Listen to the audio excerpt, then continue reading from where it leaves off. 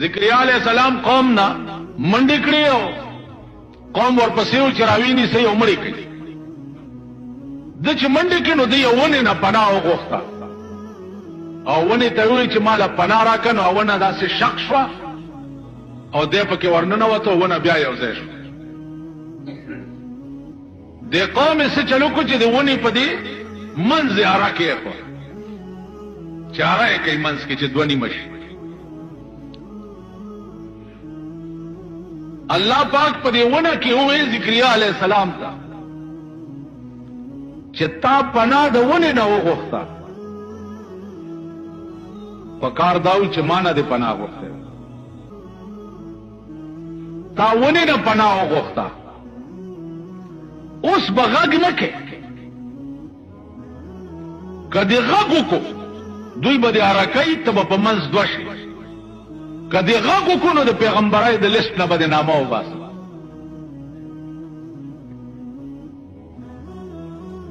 ذکریا علیہ السلام غږ نه کړو، اره پې ورغله په دې خېټه او ونې سره یې اره کړو او دوه نیمه یې کړو. تاسو خیال چې تا ته پکار دا نه و چې تا ونې ته ویلې چې ماله پناه راکړه. زما په موجودګۍ کې ته پناه د بل چا نه څنګه غواړې؟ ګوره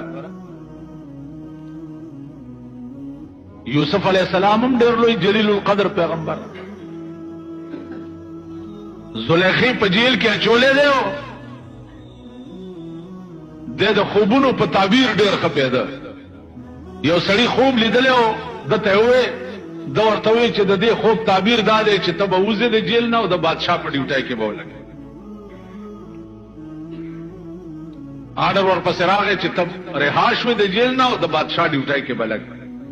یوسف علیہ السلام ورته وویل دې هلک ته چې د بادشاه ډیوټۍ ته ورشي نو لږ زما شپارس ورته وکړه چې داسې یو هلک په جیل کې پروت دی، کمان د جیل نه وباسي. الله ته دا خبره هم خوښه نه شوه.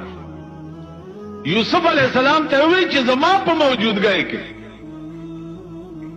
تا د هغه قیدي په خوله بادشاه ته شپارس ولې وکړو؟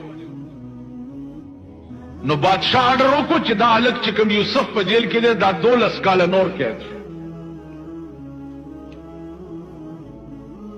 12 کاله قید. نو عزیزانو عرض مې دا و چې د پیغمبرانو دومره غوندې ادا خدای پاک ور سره برعکس